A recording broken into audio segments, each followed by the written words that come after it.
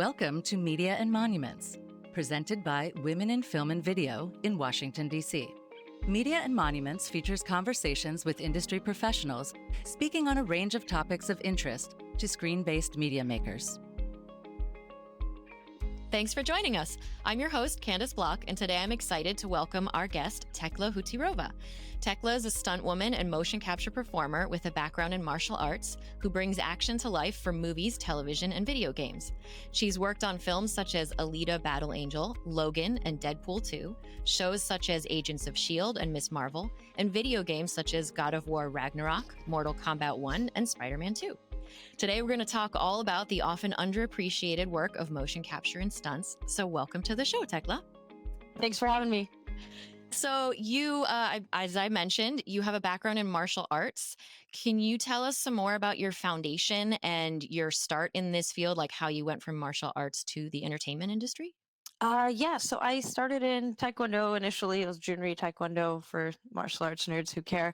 I then, once I got my black belt in Taekwondo, I started competing on what's called the NASCA circuit, which is the North American Sport Karate Association. So it's a lot of, I did forms and weapons competitions. So it's the way I describe it is kind of like gymnastics routines with martial arts instead of dance. So you do a lot of like acrobatics and weapons work or whatever, but it's based on a performance like situation. And a lot of people from that tournament circuit ended up coming to Hollywood, to LA to do the stunt thing. And I was kind of trying to figure out what to do with my life at the time. I fell into film a little bit and acting and stuff in Arizona where I grew up, and did a few little projects there as an actor. And I was like, oh, maybe I'll try, just moving to LA. And I did, and it's been working out well so far. I moved here in 2015 and been here ever since. Kind of started, teaching on the side because I did that a lot growing up as well through my martial arts. And now I'm, just paying all my bills through stunts and film stuff. So yeah, it's pretty cool. That's so exciting. And as we heard, some of the projects you've been on, you clearly found your calling, and it has been working out for you. It seems like you're going to stay there for a while. So I mean, what were some of your major milestones in becoming like a professional? This is the way you make your living.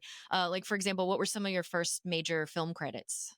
One of my first big ones was actually Logan. I did a lot of the previs work for it. So previs is where the stunt team basically take the action that's scripted and give a film, like we film it in a gym, but we film out all the action. Like it's kind of a fun situation. I don't know if you've seen them before, but it's like there's a bunch of cardboard boxes everywhere, and like if there's a car involved in the scene, we'll make one out of cardboard boxes or like a door or whatever. So it's I don't know, it's like arts and crafts aspect to it, but it's just like it's called a pre-visualization. So it's to show the director and the producers and everyone how we see the action working. So it's the stunt coordinator usually putting it together and kind of getting a head start on filming so that we know what we're shooting once we get into principal shooting. So I did a lot of that for Logan. And then the first motion capture thing I did was for Sony Santa Monica Studios with God of War. I played Atreus for a lot of it, and they actually found me off YouTube. Like the studio was looking for someone to do some bow staff stuff for the Valkyries, and they like found my video and were like, "Hey, do you want to come and try this?" And I happened to already live here and everything, so it worked out really well. Nice. Yeah. No, it sounds like a lot of that sort of motion capture and previs stuff is like bringing storyboards to life, like even more. Sort of. But for our listeners who might not be aware, can you break down the differences between like stunt performers, stunt doubles, doing stunts for motion capture and previs, stunt coordinators, like kind of the different categories within that world? Yeah, I'd love to. So top down within stunts, there's second unit director, which is the director of all the action in a movie. Usually the bigger projects have them. TV doesn't have them as much, and smaller productions don't have them as much.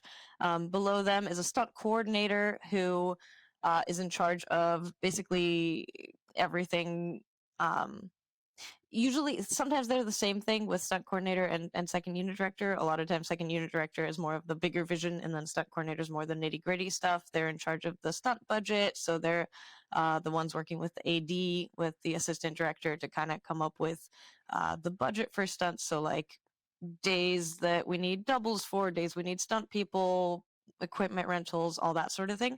And then below them, or sometimes they have assistant stunt coordinators too, or people that fill in for them on the days they're not there. And then below them is fight choreographer. So they're the ones usually hiring all the stunt people, or at least sourcing them. So they'll like email people and search for them, get their information and everything, and try to get them on the in front of production and in front of the stunt The coordinator. people finding you on YouTube and whatnot. Yeah. Yeah, exactly. Basically, mocap has a bit of a different thing. There's not as many. This is more for like features, and then there's stunt performers, which includes stunt doubles, but it's also just anyone who is doing stunts as either a character doing their own kind of stunts, like they're the cop that runs in, says freeze, and then takes a bullet or whatever, or they're the people in a crowd running away and dying, or whatever, zombie stuff. So a lot of times you can be a stunt performer but not necessarily have to double someone. And then there's stunt doubles, which is the one that everyone kind of knows. It's where you dress up as the actor and like do falls or like do their fight scenes, and how much of that depends, like how much of that you do depends on how much the actor is willing to do of their own action. So a lot of times they'll want to do their fighting and all that stuff, and then like the car hits and the wire stuff and the falls they leave to us. Right.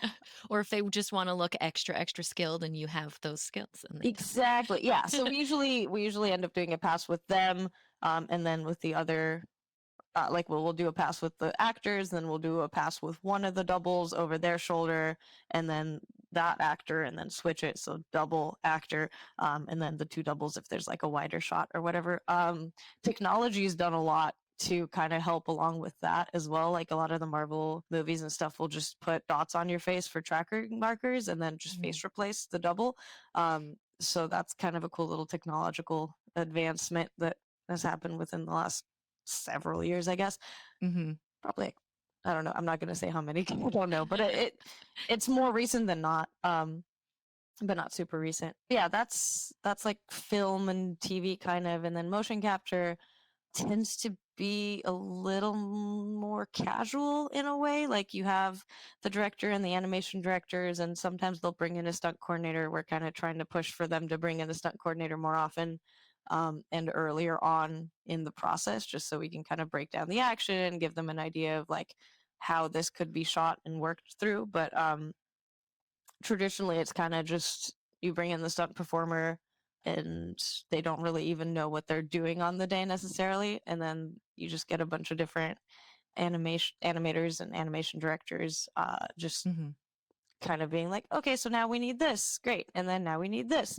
Then you just get to work together with them, which is really fun and collaborative because you get to be working directly with the person who's going to be manipulating the data. But it's really nice to have a stunt coordinator there to kind of be the in-between person and be the person that plans it out a little better. Yeah, so is that, I mean, there's like animated films, but is this also kind of the same thing for video games? Like, how is video game stuff different than film stuff and television stuff? Like, how do all three of those kind of compare? So animated films typically don't use motion capture. They're a little more purist about it. Like Pixar never uses motion capture. They will bring in people for reference, but they're not credited in like a motion capture because they're technically not in the movie because they don't bring in the data from the motion capture, and they just animate off of what they see. So it's a bit more. It's no dots thing. On you or anything. Yeah, no motion like capture. Like an example of how it might look. Yeah, exactly. So it's like a video reference, or they'll just find stuff on the internet or whatever. But they do sometimes bring people in for specific fight scenes or just movement styles. I did that for Raya, the Last Dragon, with a few people where they just kind of had us do a bunch of random things, like now do it in a Muay Thai style and like do this sort of I don't know, whatever.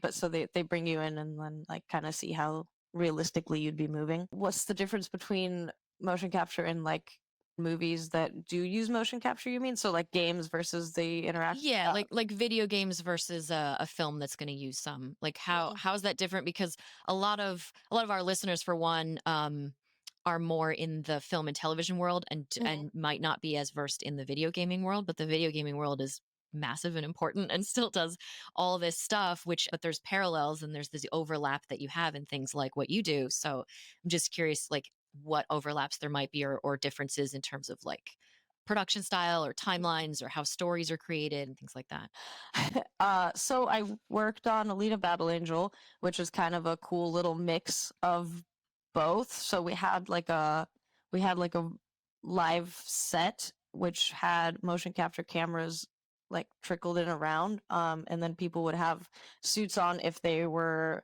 more motion capture than human, or like the people that had maybe like a cybernetic arm only had a suit for their arm, and then they had the tracking markers there, but they were a person otherwise. So it's kind of a cool little mixing of the two. They're also different in terms of, like you were saying, like timeline of how long they get to work.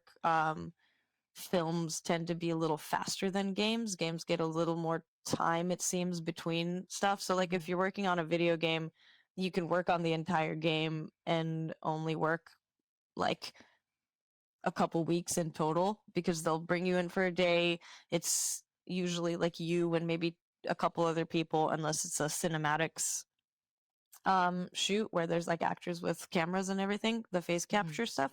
But if it's just motion capture, like it's maybe you and maybe one or two other people. I've been on the volume myself for 8 hours, just doing a bunch of different movements and everything. So for video games, there's cinematics, which is all the story mode stuff where the actors get their face captured, they put their voice in. Yeah, for like the cutscenes and stuff, like the story yes, development. exactly. So it's the cutscenes and stuff. So that's one aspect of the interactive video game world. And then there's in-game stuff where you do all the navigation, where you're like running and you do all the movements. So you do all the fight stuff with all the like specialty moves and everything. The in-game stuff is usually where it's you or you and another person for 8 hours, just like doing crouch runs in the volume at an angle, so that they get an idea of how the camera's going to move or how the person's going to move. Those are fun, but they're definitely tiring and a lot. But they're really cool because you get to work, with the animators and everything. And then the cinematic ones are a little more like theatrical in a way where it feels more like a movie. And that's kind of how the movies would be shot too, where you just have a bunch of actors, you have your set that you've made, like you have your little PVC doors and stuff, and then they do their full scenes. And then sometimes we'll have the stunts just kind of happen on the side at the same time so that it's time synced. Or we'll just do it back to back and kind of jump in and out the same way you would in a live action movie. The contracts are also different, like SAG, because stunt people are SAG, Screen Actors Guild, just like actors. The contracts are different. So SAG has a different one for theatrical versus interactive. And it doesn't matter if it's motion capture or not. Obviously, all interactive is going to be motion capture because there's not really any live action interactive stuff, but it's the same for motion capture if it's theatrical. So that's different because you don't get residuals on video games. So there's a massive difference there. Apparently you can't track it. That's frustrating. Yeah, I mean, I hope when You can. yeah, or they say that. Yeah, exactly. Yeah, but it's the same thing streaming. That's great. Right.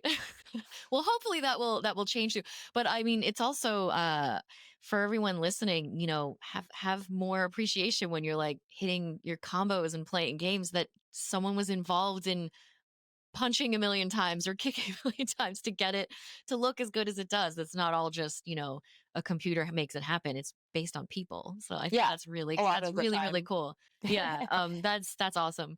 And it's very specific too for interactive, because you do have to like hit a certain like shape at the beginning and shape at the end, and we do a lot of work in game to work with the animators to like have the right feel of when the player presses the button of how the movement works. So like, oh wow, they'll say like wind up longer, or this should come out fast, so that they feel like they're they call it button feel, so they feel like they're going like so it just feels intuitive. So it's kind of cool to see that side of it too, where you're like trying to work to make the final experience really cool.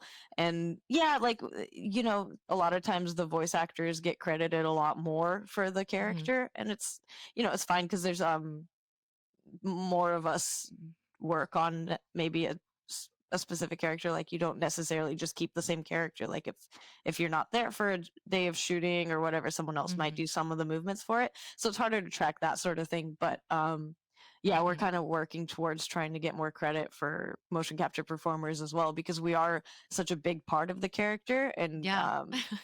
yeah, we just Bringing get it to less life. credit. Yeah. Yeah, like it's half probably, or like a third, I guess, because there's face, there's movement, and then there's voice, and a lot of times those aren't the same person. More of a Yeah. collaborative effort. Yeah, I mean, and speaking of all that collaboration stuff and going back a little to the film and television type stuff, Mhm. you were mentioning that hybrid now that's happening to help with faces just putting over other Mhm. people. So when I'm sure everyone listening has seen, behind the scenes stuff or whatever, like you were talking about with stunt doubles that look just like the actors that they're doubling. How much has like your specific 5 foot height, because you're not very tall. How dare? Hey, it's out there. It's public knowledge. But It is. how much has that like helped or hurt or changed like what kind of roles you get, and has the digital stuff kind of opened up more possibilities where people don't have to look quite as much like Mm. certain actors? I don't think it's opened up in the sense that they don't have to look as much like actors, just because our camera picks up so much more now. Like, it's Hmm. so much more high definition that you do kind of have to have even more details, specifically matching and everything, versus like back in, I don't know, cowboy movies or something, like when cameras were like 720p, or a Hmm. lower resolution, you could probably get away with hiding a lot more. So not necessarily in that sense, but as far as my own personal like stuff I do, there are a few actors that are around my height, which I will double. I've doubled children. I've doubled like boys Hmm. sometimes, because obviously when they're younger, they're shorter. Um, so more of that sort of thing. Like, I'll double kids. I'll there's a few actresses that are a bit shorter. Um, yeah, they tend to be like quite a range of humans to double, Hmm. but it's definitely not like as common as like a 5'7", 5'8", whatever. Right. Well, you get to be the one who does all the kids, which is there's some really cool young characters too. And Yeah, and the kid shows are kind of fun because you get to like fall into a chocolate fountain, ride a right. Segway into a couch, that sort of thing. So it's like, oh, this is like super silly stuff. And then I don't know, I enjoy being on set with those two, because like Hmm. it's just a fun little energy too. Yeah, it seems like a lot of stunt work and the types of stuff that you do is very, you know, fights and battles and violence and whatever. So I can imagine there's that nice balance where it's like a better, more positive experience. Yeah. I mean, not just like narratively the Yeah, experience. absolutely. I do enjoy the fights a lot, coming from martial arts Mhm. background and stuff, and I've gotten into like fight choreography and coordinating a bit more of my own, not my own stuff, but like some smaller movies and things. So I do enjoy putting together the violence. And it's weird because like when you're in it and you're making it up and everything, like it doesn't feel like, oh, we're killing this person and everything. It's all like a lighthearted sort of Yeah. situation. And I feel like sometimes the darker the tone of the movie is supposed to be, the lighter we have to be to kind of Yeah. um like contrast it, so we end up having more fun when we're like being really dark with it. It's Yeah. kind of backwards, but it's like, I don't know, I feel like a lot of No, people in it film will makes feel that sense. way. Yeah, I could see how that makes sense. And also you're the most like keenly connected to knowing that it's fake, because you're Yeah. doing that action enough times that you're like, oh no, I'm making it look like that person died, so I know that they didn't. So, Exactly. yeah, but it sounds like, I mean, because I know also with stunt doubles, if you do look particularly like a certain person, you have like in essence, if they're going to be an action star for a while, some like job security there, because some people stay with the same person for a while. I mean, there are some people that have done that, but yeah.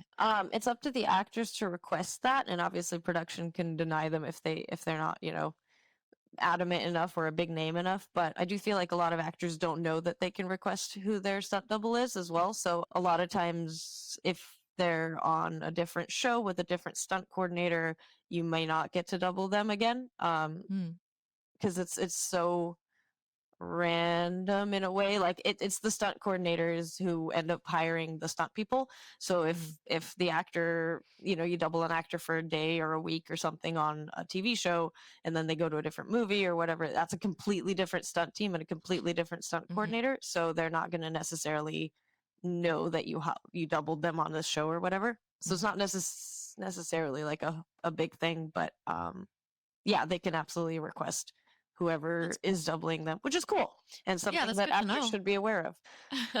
Yes, actors take note. If they're super happy with one, so like.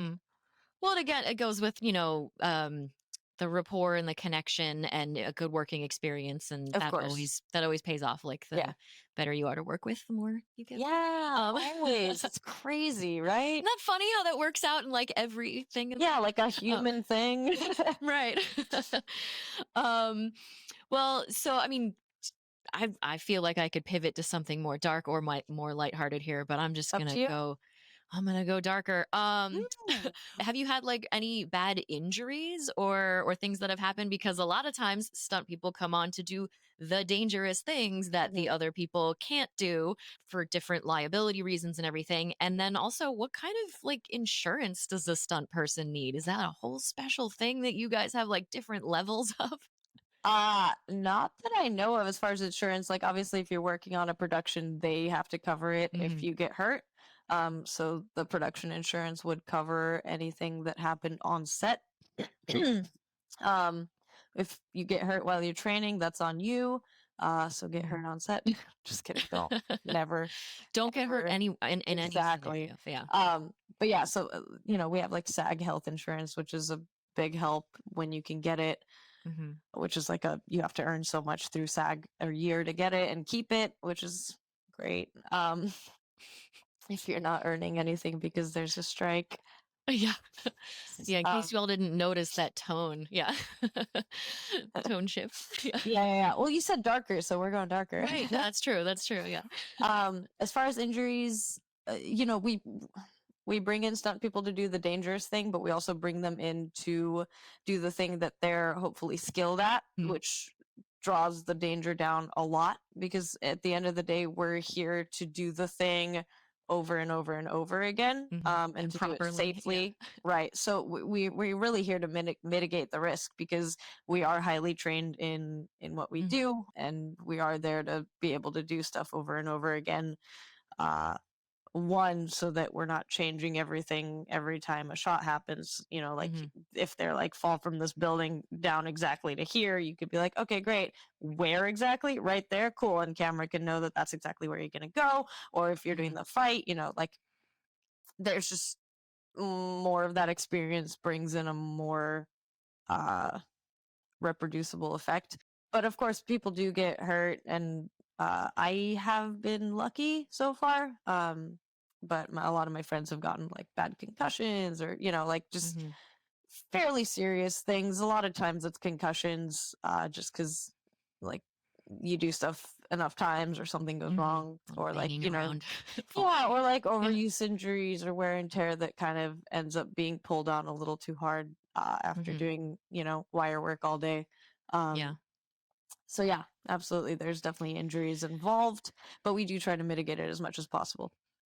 Well, and as you said, you are highly trained. So speaking of that training, are you constantly training between projects and learning new skills? Are there, new weapons you like to pick up, or like how do you stay loose and I'm assuming you're still learning more, or?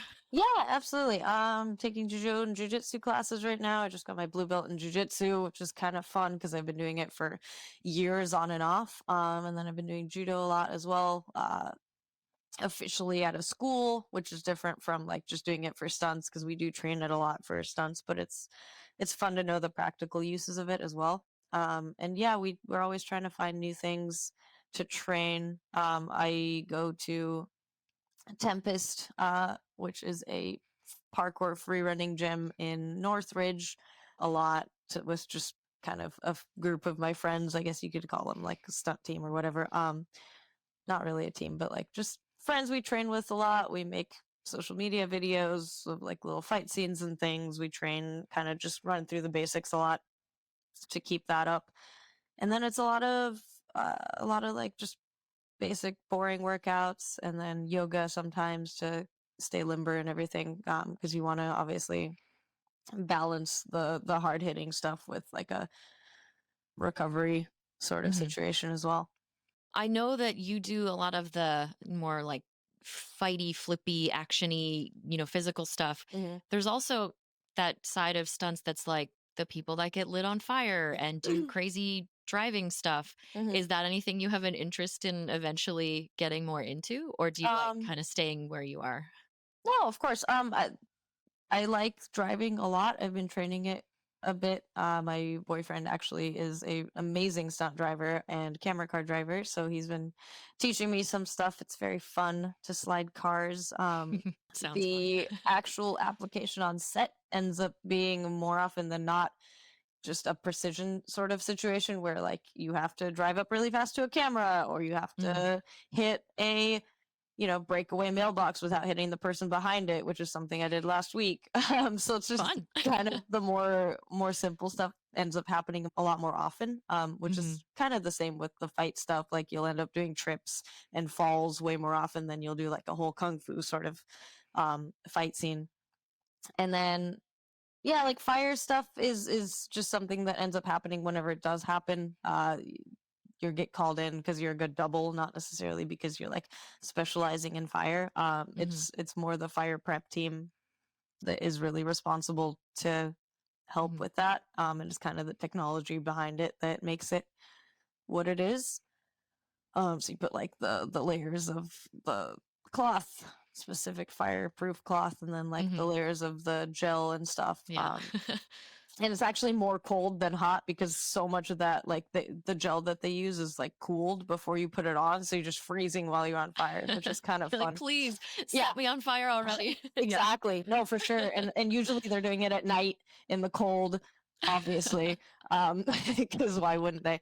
So yeah, it's yeah, that one's more on like the prep team, and then the guys that put you out and everything. But It's cool. yeah, it's just kind of I've gotten hired a lot more for the fight stuff, but yeah. Well, it's really cool. And it sounds like you mentioned, your friends and now your boyfriend and everything. It sounds like that there's kind of a close knit community. I mean, obviously there's less stunt performers than actors, like it's a highly specialized thing. So how close is that community and how big is it, would you say? It's gotten a lot bigger in the last several years again. I think probably maybe like 10 years or something. When even when I started like 8 years ago, it felt like it was smaller for some reason, but that might have just been because I knew less people. But it used to be way smaller. Like the people that kind of grew up in it, like second generation stunt people would like, they'd kind of know everyone who was working all the time. And I do feel like now, because of so many different streaming services and so many different projects going on, like there's a lot more opportunity. So obviously there's a lot more people involved. So it has gotten bigger. I think you can look up the statistic on SAG of like how many stunt people are registered as stunt people. It's I think somewhere around like 2,000 or something, but I'm terrible with numbers. I feel like I should have researched that and then could fact check that right now. You can find it later. Yeah. Just put it on the thing. We could put that in the show notes. Exactly. That's podcast speak right there. Right. But it does seem like there's also a lot more ways that people get content with all the different streaming services and people creating their own stuff. So that would, I'd imagine, do a lot for that world. And also this recent-ish resurgence in all of the like superhero type stuff tends to lend itself more towards stunt work than like a quiet rom-com might. Even though that be stuff surprised. have. You'd be Yeah, that stuff does surprised. have things in there. Yeah, Yeah. you have a fun, like, zany thing that happens, and you need someone, like you were just saying, to hit the mailbox and not the person. You need a Exactly. stunt And driver for that. So exactly. And surprisingly, like a lot of the like comedy falls and stuff end up hurting more because you're supposed to just bounce up and laugh it off as opposed to like being able to make it look gnarly. So it is interesting, like, because yeah, like comedy stuff is a lot more painful actually. well, they do say comedy is more difficult than drama. So That's why it's for the stunt people. it's just because of the stunts. Yeah, exactly. But yeah, I mean, speaking of also the characters of it, you're not just like, how important is it to take into account the story and the character that you're doing stunts for? Because it's not just coming in to do action mindlessly. So yeah, like, how important is it to know like the whole story and context and character motivation and all that stuff? Yeah, I mean, I find it pretty important. I know there's some people that just kind of come in and, do the fall and are happy with that. I do think at the very least, if you're coordinating or choreographing something, like you really need to make sure that it's connected to the story because otherwise you're just doing action for action's sake. And it's like, yeah, that's cool. But if it feels disconnected from the general story, it's not going to play as well. And I do also feel like if you know the character, you're going to be able to kind of portray them better and like make the same choices that they would. So a lot of times if we're like doubling someone for a longer time, we'll watch them walk and kind of mimic that as well, or like if we're running for them or whatever, which sometimes happens, like they'll be on a first unit and we'll go off to a second unit and like do some of the other stuff. um so yeah, like being able to kind of get into the character I think is very important because it's in the little things too, right? Like even if it's like a close up of a hand, like if they're scared it's going to be a little different than if they're happy about something. So like that sort of acting kind of gets through to the audience, I think. And obviously if you're getting pulled on a wire to the ground and it's like a 2-second thing, it doesn't matter nearly as much as like maybe in a fight scene or like in a longer shot. So yeah, it's kind of dependent on the project itself, but I do think it's a bigger part of the job than a lot of people might say. Yeah, well, I mean, it's certainly appreciated because ultimately the whole point is to not have people know that a stunt person is doing that part, right? Exactly. It's to kind of disappear into it and make that character have like a seamless. Yeah, it's about the situation. Yeah. character. Absolutely. Everything we do is in service of the character. So do you think have you it sounds like just by the nature of what you do, you've learned a lot about filmmaking in general. Do you know, did you expect to get into this and learn about all kinds of things like camera angles and editing and all this stuff as well? Or is that, is that something you knew would come with it? I mean, to a point, I think you have to, learn about it and be interested in it. I don't know how much I was expecting to learn about it. I do make a, concerted effort to learn more. I think you can go through your career without knowing a lot of stuff and just have people tell you like, oh, make sure you're whatever being bigger or something. But if you know like what lens they're on, like if it's a longer lens, like maybe your actions are not going to have to be as big because they're closer in, even though they're like halfway across the house. So just kind of knowing all that stuff is very helpful for the performer. And obviously, again, if you're like helping create the action, it's massively important. But I was kind of into editing as like when I was younger too. I had like a little video camera and like kind of made little demo reels and stuff for a while. So I was interested in editing and like camera stuff before. I kind of fell out of it for a minute when I first moved here because I was focusing on the other stuff. But it's definitely fun, and I'm, I also act and like come from that background, so like breaking down scripts and characters and stuff is very interesting, and just storytelling as an art in general is very interesting to me, so I've been studying that quite a bit. Well, that's why you are the professional that keeps getting hired over and over. You just do it so well. Let's keep putting that in. But we're running a little close on time, and there's still a few more things I want to ask, so I'm going to just still ask them. So what do you think about? I think by the time this airs, it might be already out, but it's not out yet. What are your thoughts on the upcoming Ryan Gosling and Emily Blunt movie, The Fall Guy? And do you think it's good to bring like more of a shining a light on the profession as a whole? Do you hope it will lead to more like recognition of the craft? Yeah, it looks so good. Every preview I see, I'm like legitimately excited about it. David Leitch, the director of it, is actually a like his background is in stunts.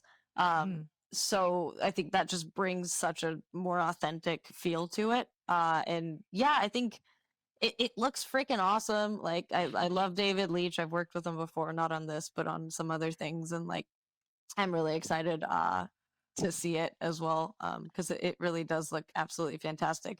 And the people, I feel like people that I know have seen it somehow already. Maybe they went Well, to it a did already premiere at yeah, so they South by Southwest, and so yeah, some that's what people okay. have seen it. Yeah. And I've heard great things, so yeah, I'm excited about it.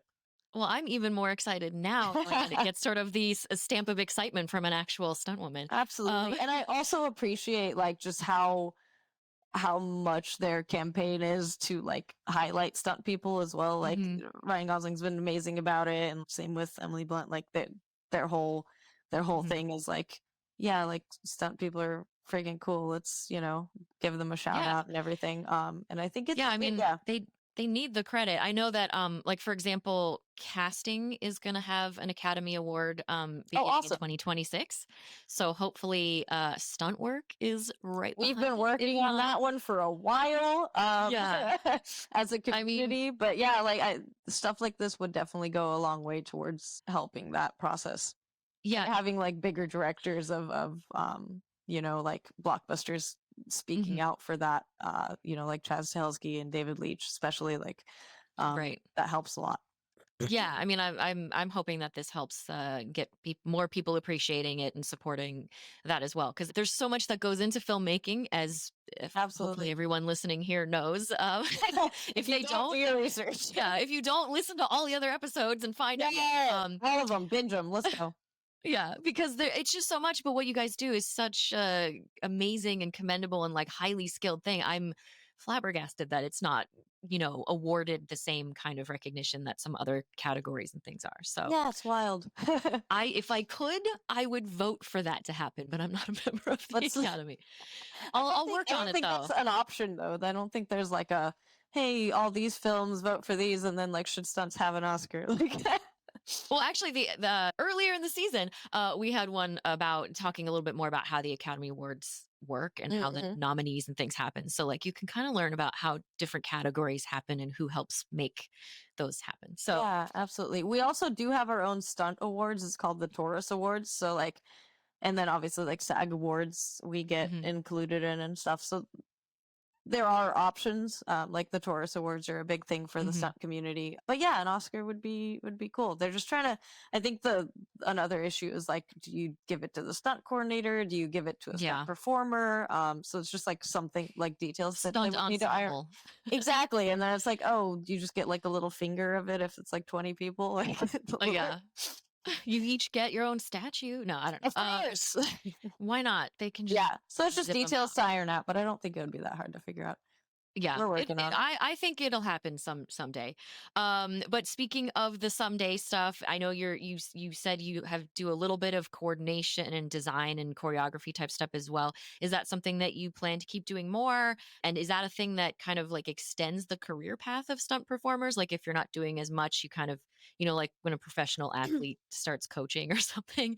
Is I that don't is think it's that as bad as coaching, but well, um, it's an avenue to maybe not quite be doing as much of the physical, but still be yeah, part of it. absolutely. Yeah, Yeah. of course. And honestly, I think it's a bigger part of it than performing because you get to be a part of the creative process Hmm. and bringing the vision to life and more of the storytelling aspect of it as well. And yeah, absolutely, it's a career trajectory sort of situation. And a lot of people, not a lot of people, but some people, go stunt coordinator, second unit director, director, like David Mm. Leitch with the Fall Guy, and I think that's Mhm. a really cool trajectory as well.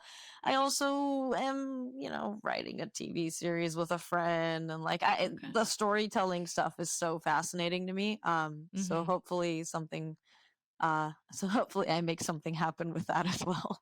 Yeah, well, everyone keep your eyes peeled. Yeah. Tekla It's gonna take a second. Just Hutyrova will we'll, be, yeah. we'll be back to talk about that when it happens. Yeah, exactly. You heard it here. She Oh, did man. promise when she's got some bigger stuff, you got to come back on the show to talk Absolutely. about those. Absolutely. I'd love to. So yeah, just to kind of wrap it up, if someone's an aspiring stunt person, what kinds of skills should they be developing? Falling. Just Okay. falling. Just learn how to fall.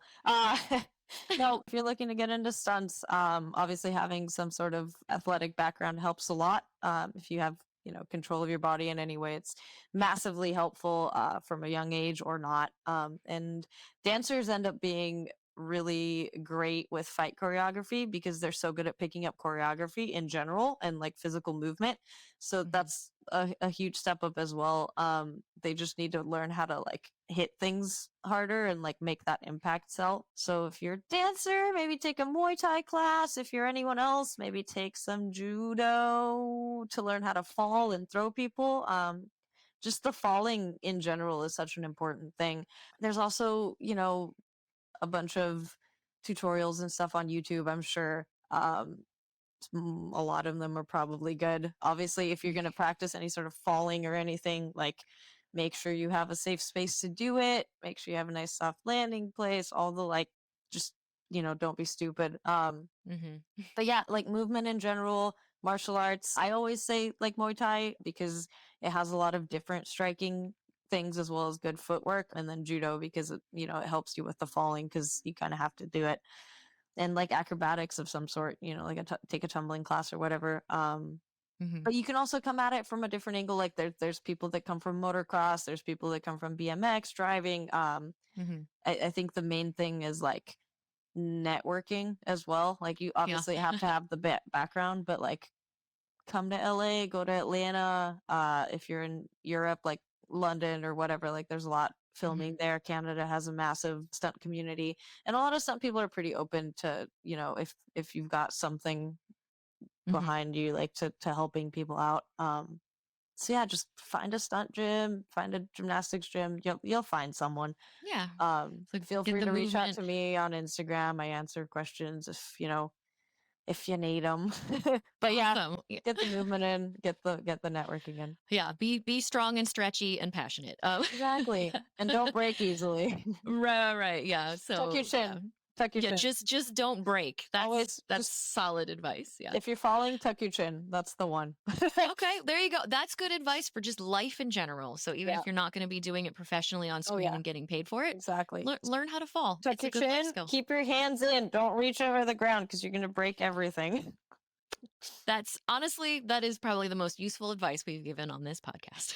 So, Practical advice. right, practical advice for every single listener. Yep. So yeah, anyway, we are way over, but you're just too interesting and I had to skip a bunch of questions. No, I'm so sorry. I just hope that our listeners have an even greater appreciation of all of the action that they see on screen as they play their games and watch their TVs and shows and all that, about all of the amazingly talented and skilled stunt performers that make it possible. I guess finally, if anyone wants to learn more about you and your work, you did mention Instagram, but where else can people go to find out more about you? Mostly Instagram. I'm working on getting a website together, but I'm slacking. I also have a YouTube, but I don't upload there as often as I would like, but it does exist. But Instagram is probably the best one. TikTok's a close second, but I'm not on there as often. Yeah, I think honestly just message me on Instagram. That's the best one. Okay. And it's at your name, right? Yes. Which we will put in the show notes because it's not necessarily that phonetic for most of our listeners. That's exactly how you say it. What are you talking about? The Anyway. regular spelling. Right. Exactly.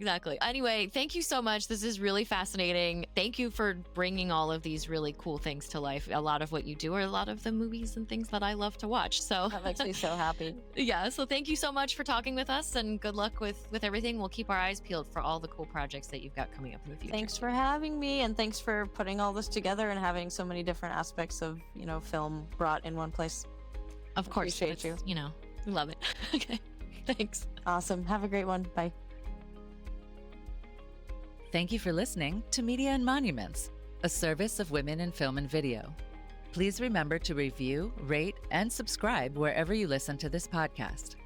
For more information about WIF, please visit our website at WIF as in Frank, V as in Victor.org. Media and Monuments is produced by Sandra Abrams, Candice Bloch, Brandon Ferry, and Tara Jabari, and edited by Emma Klein and Juliana Yellen, with audio production and mix by Steve Lack Audio. For more information about our podcast, visit mediaandmonuments.com.